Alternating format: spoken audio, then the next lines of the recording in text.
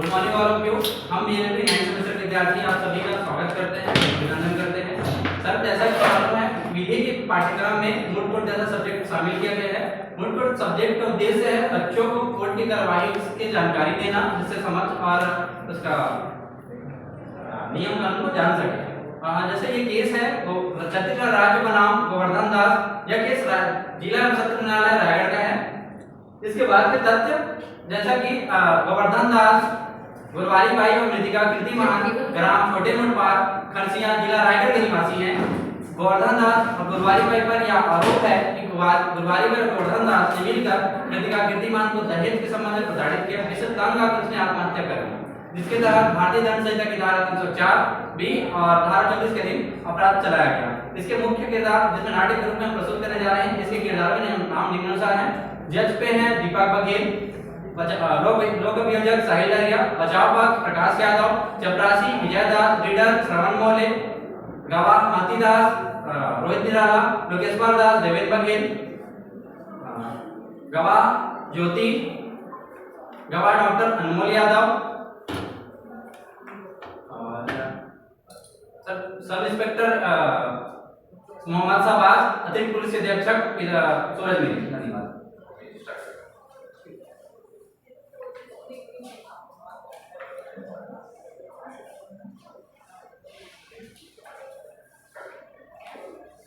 काम धाम का पता नहीं, इस कोर्ट में ना इतना काम लगा रहता है,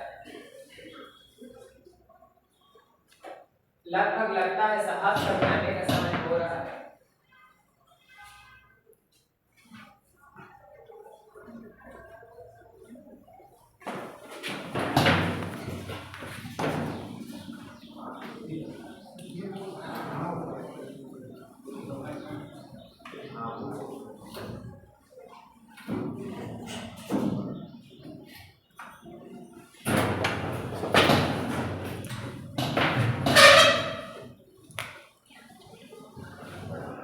आज की कार्यवाही प्रारंभ की जाए।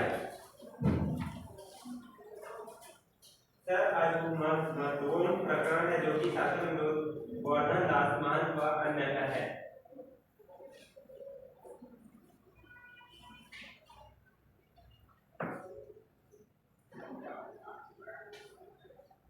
आरोपीगण गोवर्धन दास एवं गुरवारी बाई को न्यायालय के समक्ष प्रस्तुत किया जाए। गोवर्धन दास महंत व गुरवारी बाई को बुलाया जाए। गोवर्धन दास हाजिर हो, गोवर्धन दास हाजिर हो, गुरवारी बाई हाजिर हो, गुरवारी बाई हाजिर हो।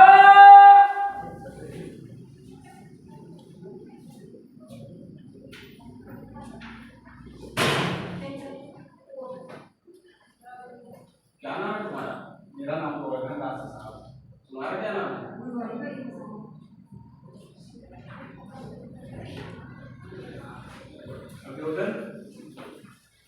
सर, गोवर्धन दास मृतिका का पति और गुरवारी बाई मृतिका की सास पर यह आरोप है कि दोनों ने मृतिका कीर्तिमान को दहेज के संबंध में प्रताड़ित किया, जिससे उसने मजबूरन दिनांक 14 दिसंबर 2019 को घर में फांसी लगाकर आत्महत्या कर ली, जो कि भारतीय दंड संहिता की धारा 304 बी एवं धारा 34 के अधीन दंडनीय अपराध है। जिसके संबंध में गवाह माती दास, लोकेश्वर दास, ज्योति, डॉक्टर अनमोल यादव, पुलिस निरीक्षक सुमात्राम साहू, अतिरिक्त पुलिस अधीक्षक पीताम्बर सिंह पटेल एवं तहसीलदार अवंती गुप्ता को न्यायालय में प्रस्तुत करूंगा। साथ ही साथ एफआईआर की कॉपी, पंचनामा एवं समस्त पोस्टमार्टम रिपोर्ट प्रस्तुत करूंगा। अतः मैं गोवर्धन दास और गुरवारी बाई पर अभियोजन की गवाही करता हूँ।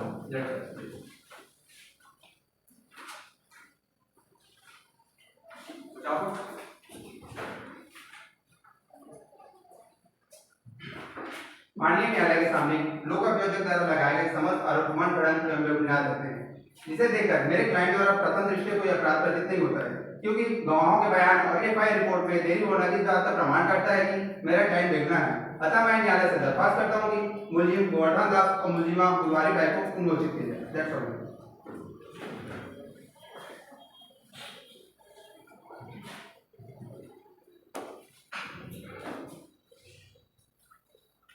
लोक अभियोजक एवं बचाव पक्ष की प्रारंभिक बहस को सुनने के पश्चात न्यायालय इस नतीजे पर पहुंचती है कि आरोपीगण पर प्रथम दृष्टया अपराध बनता है।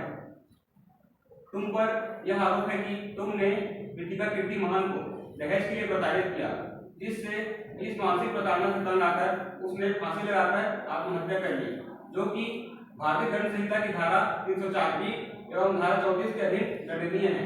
क्या तुम अपना अपराध स्वीकार करते हो? नहीं साहब, मैं अपना अपराध स्वीकार नहीं करता हूँ। मुझे सुना था। तुम अपना अपराध स्वीकार करते हो? नहीं साहब, मुझे जरूरत है। सर, मैं अपने पहले गवाह लोकेश्वर दास मान को न्यायालय में प्रस्तुत करना चाहता हूँ। लोकेश्वर दास मान को बुलाया जाए। गवाह लोकेश्वर दास हाजिर हो। गवाह लोकेश्वर दास हाजिर हो।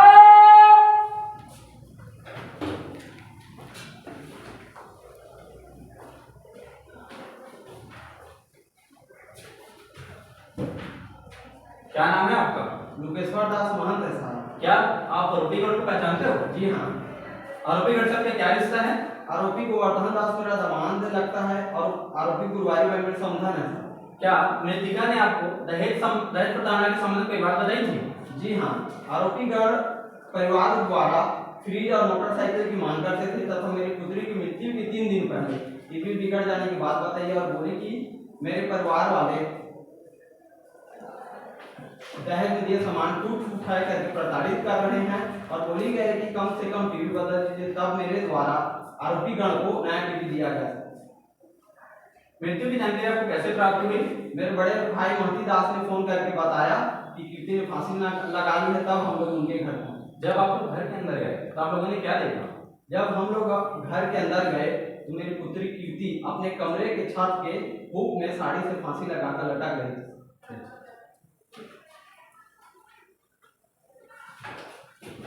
क्यों राणा, मैं गवाह से कुछ सवाल पूछना चाहता हूँ।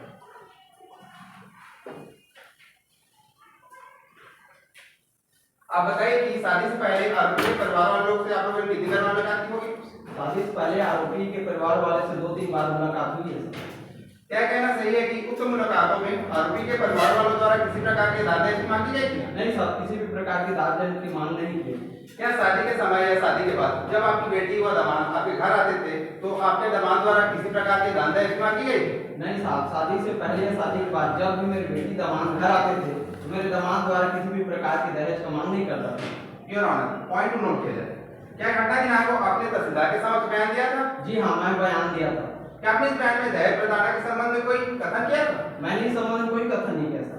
क्या कहना सही कि आपने पुलिस को घटना की लिखित रिपोर्ट नहीं दी थी? जी हाँ, मैंने सिर्फ पुलिस को रिपोर्ट लिखने के लिए कहा था। पुलिस द्वारा घटना के संबंध में मेरे से कोई बयान नहीं लिया गया था।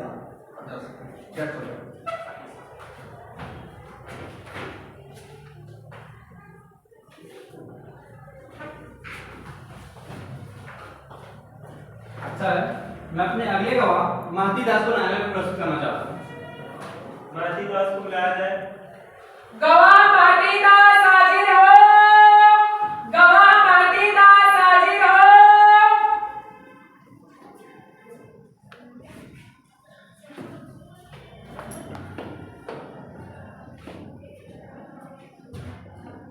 क्या नाम है आपका? मेरा नाम महती दास महंत है साहब। मृतिका से आपका क्या संबंध है? मृतिका मेरी भतीजी थी साहब। विवाह के समय आप लोगों ने दहेज में क्या क्या सामान दिया था? विवाह के समय दहेज में अलमारी, टीवी, कूलर, पंखा, आरती, कोई कमरबंद इत्यादि सामान दिए। क्या विवाह में दिए गए सामानों को लेकर कोई विवाद हो जाता था? विवाह में दिए गए सामानों को लेकर अक्सर मेरा दामाद मेरी पुत्री को मारपीट करता था तथा उसकी सास के साथ मिलकर उसे दहेज प्रताड़ना करते थे। क्या आरोपी द्वारा पैसे का भी मांग किया जाता था? आरोपी गोवर्धन दास 5,000 रुपये की मांग किया था तथा मेरे द्वारा 2,000 रुपये दिया गया।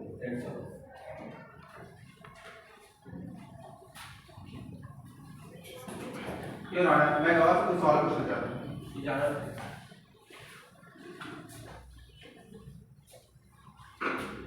क्या शादी से पहले भी कृतिका बीमार रहती थी? नहीं साहब, शादी से पहले कृति की मांग नहीं गई थी।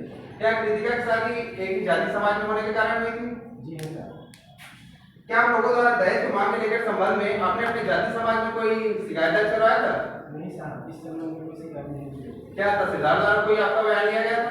हाँ साहब, तहसीलदार मैडम द्वारा मुझे और मेरे भाई और आरोपी गोवर्धन का बयान लिया गया। क्या आपने घटनास्थल में दिए गए बयान में अपने भतीजी के ससुराल वालों के द्वारा दहेज प्रताड़ित करने के संबंध में कोई कथन किया था? नहीं साहब,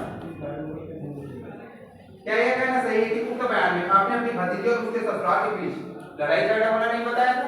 जी नहीं साहब, ये सही है। मैंने मेरी भतीजी और उसके ससुराल वालों की लड़ाई होने की बात नहीं बताई। That's all. Fine.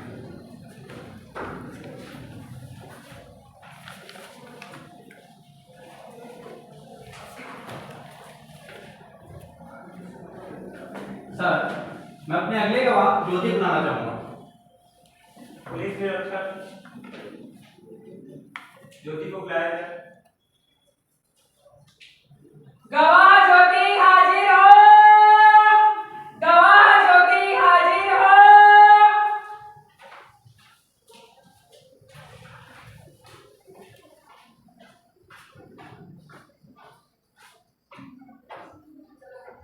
आप आरोपी को कैसे जानते हो? तो क्या आप बता सकते हैं गोवर्धन दास और मृतिका कीर्तिमान के वैवाहिक संबंध कैसे थे? सर उनके वैवाहिक संबंध ठीक है। That's all. योर ऑनर, मैं कुछ सवाल पूछना चाहता हूँ बॉस। इजाजत है।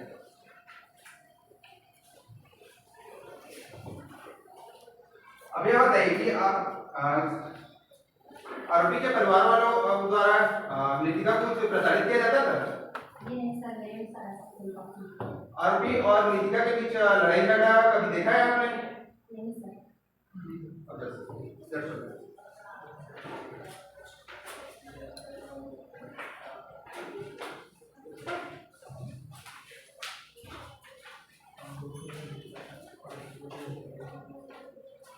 सर, मैं अपने अगले गवाह पुलिस निरीक्षक सुमत राम साहू को न्यायालय में प्रस्तुत करना चाहता हूँ।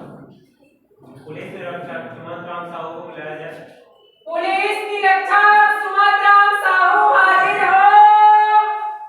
पुलिस निरीक्षक सुमत राम साहू हाजिर हो।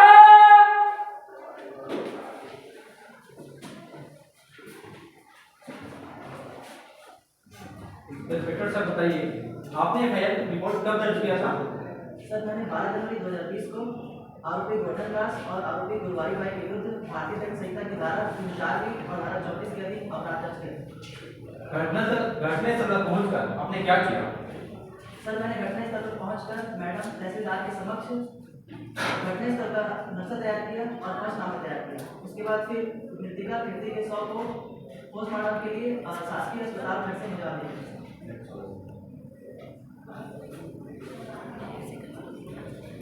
योर ऑनर, मैं पुलिस निरीक्षक से कुछ सवाल पूछना चाहता हूँ।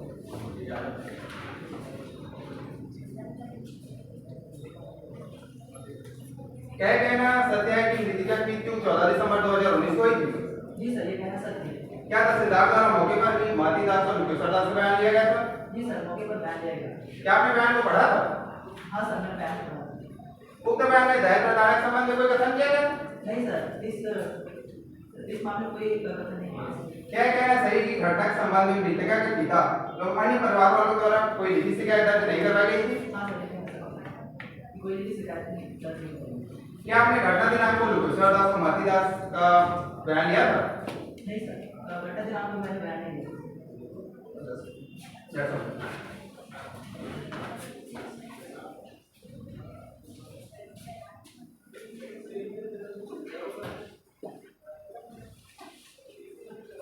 सर, मैं अपने अगले गवाह अतिरिक्त पुलिस अधीक्षक कृषिया पीताम्बर सिंह पटेल को बुलाना चाहूंगा। अतिरिक्त पुलिस अधीक्षक पीताम्बर सिंह पटेल को बुलाया जाए। अतिरिक्त पुलिस अधीक्षक पीताम्बर सिंह पटेल हाजिर हो। अतिरिक्त पुलिस अधीक्षक पीताम्बर सिंह पटेल हाजिर हो।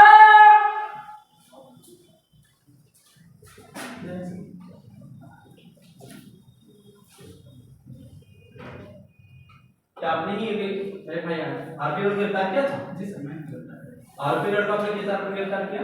सर दिनांक 13 जनवरी 2020 को पुलिस अधीक्षक रायगढ़ द्वारा पुलिस की थाने से गिरफ्तार किया, जिसमें थाना प्रशासन का अपराध क्रमांक 27/2020, जिसमें भारतीय दंड संहिता की धारा 304 एवं 34 के तहत मुझे एक गिरफ्तारी प्राप्त हुई थी।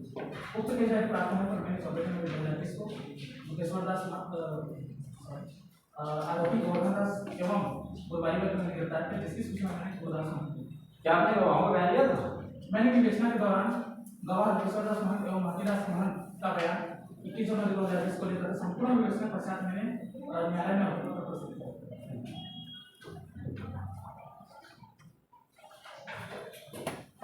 योर ऑनर, मैं अतिरिक्त पुलिस अधीक्षक से कुछ सवाल पूछना चाहता हूं। इजाजत है। आरोपी गाड़ी की पहचान आपने कैसे की थी? सर आरोपी का फोटो के भरे इस नंबर मिला गया है, पंचनामा में दिए गए आधार कार्ड की छाया को देखकर मैं नहीं सकता। क्या अपराधी की योजना के लिए आपको कोई इंटेलिजेंस प्राप्त हुआ था? जी सर, मुझे प्राप्त हुआ। उक्त के डायरी में तहसीलदार एवं पूर्व विवेचक द्वारा लिए गए बयान उसमें संलग्न थे? सर केस डायरी में तहसीलदार द्वारा की गई कार्रवाई और उनके द्वारा लिए गए बयान तथा पूर्व विवेचक के द्वारा की गई कार्रवाई और उनके द्वारा लिए गए बयान संलग्न है। क्या आपने तहसीलदार द्वारा लिए गए बयान को पढ़ा था? जी सर, मुझे पढ़ा है। उक्त बयान में गवाह मातीदास प्रोफेसर द्वारा दहेज प्रताड़ना के संबंध में कोई कथन किया गया था? जी नहीं सर, दहेज के संबंध में कोई कथन नहीं किया गया।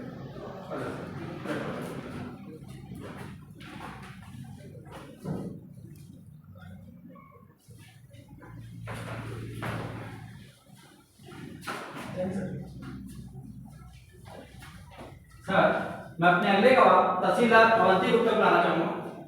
तहसीलदार अवंती गुप्ता को बुलाया जाए। तहसीलदार अवंती गुप्ता हाजिर हो। तहसीलदार अवंती गुप्ता हाजिर हो।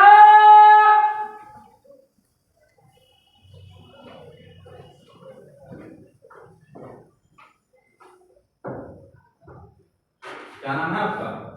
सर मेरा नाम अमंती गुप्ता है। उक्त घटना दिनांक को आप कहाँ पदस्थ थे? उक्त घटना दिनांक को मैं ग्राम रसिया में पदस्थ थी। आपको घटना की सूचना कैसे प्राप्त हुई? घटना की सूचना मुझे पुलिस कर्मचारियों द्वारा दी गई थी, तब मैं घटना स्थल पर पहुंची थी। क्या आपने घटना स्थल पर जांच करवाई क्या था? हाँ सर, मैंने घटना स्थल पर जांच की कार्रवाई की थी।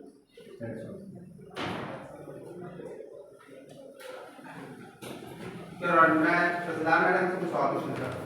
इजाजत है। क्या आपने घटनास्थल पर गवाह लोकेश्वर दास और मातीदास का बयान लिया था?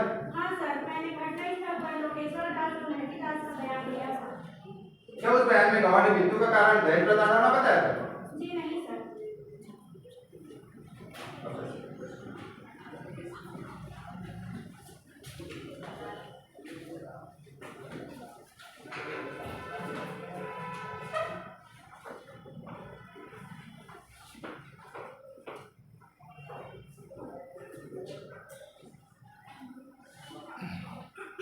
अभियोजन पक्ष और कोई जवाब प्रस्तुत करना चाहते हैं? जी नहीं सर।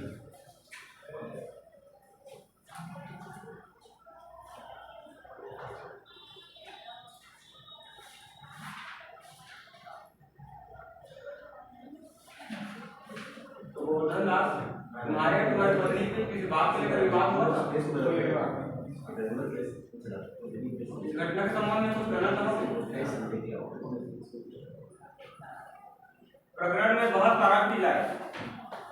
सर, साक्ष्यों के द्वारा दी गई प्रथम सूचना रिपोर्ट में सीधे तौर पर बताया गया है कि आरोपी गोवर्धन दास ने और मृतिका की सास ने उसे दहेज प्रताड़ना के संबंध में प्रताड़ित कर दिए थे। उसे दहेज में टूटी फूटी पुरानी सामान दिए कहकर एवं मोटरसाइकिल फ्रीज नहीं दिए क्या बोलकर मृतिका को उसके पति गोवर्धन दास और सास गुरबारी भाई द्वारा बोल बोल कर ताना देते रहते थे, जिससे तंग आकर मृतिका को अंत में आत्महत्या का सहारा लेना पड़ा। योर ऑनर, तमाम गांवों के बयान, पोस्टमार्टम रिपोर्ट और से यह सिद्ध होता है मृतिका ने दहेज प्रताड़ना से तंग आकर ही आत्महत्या की है, जो कि भारतीय दंड संहिता की धारा 304 दहेज मृत्यु तथा धारा 34 सामान्य आशय से दंडनीय है। अतः मैं न्यायालय से दरखास्त करता हूं कि आरोपी गोवर्धन दास और गुरबारी भाई पर कड़ी से कड़ी सजा दी जाए।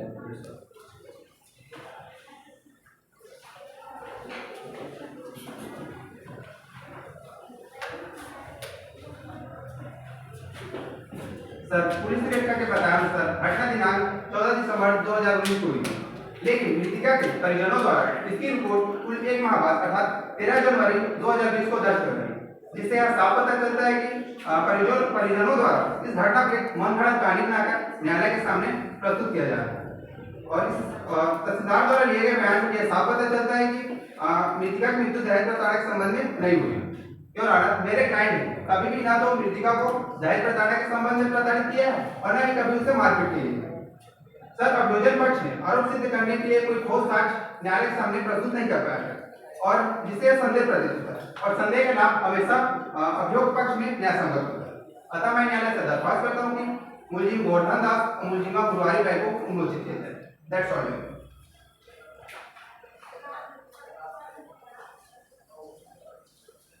अभियोजन पर सवाल कुछ कहना चाहते हैं? जी नहीं सर।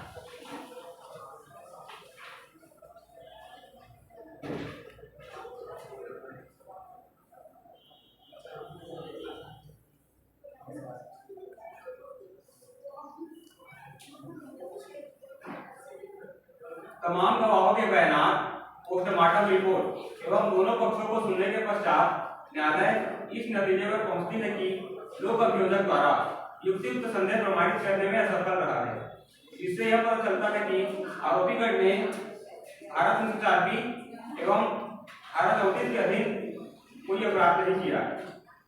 परंतु आरोपीगण को ठोस साक्ष्य के अभाव में संदेह का लाभ लेते हुए धारा 304B एवं धारा 34 के अपराध से दोष मुक्त करती है। आज की कार्यवाही यही समाप्त की जाती है।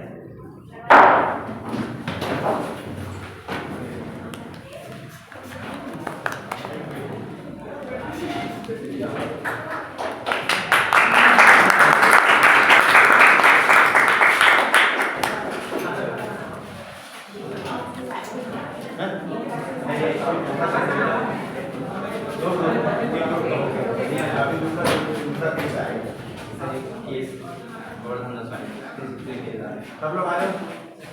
वीडियो ऑन है क्या? जी सर।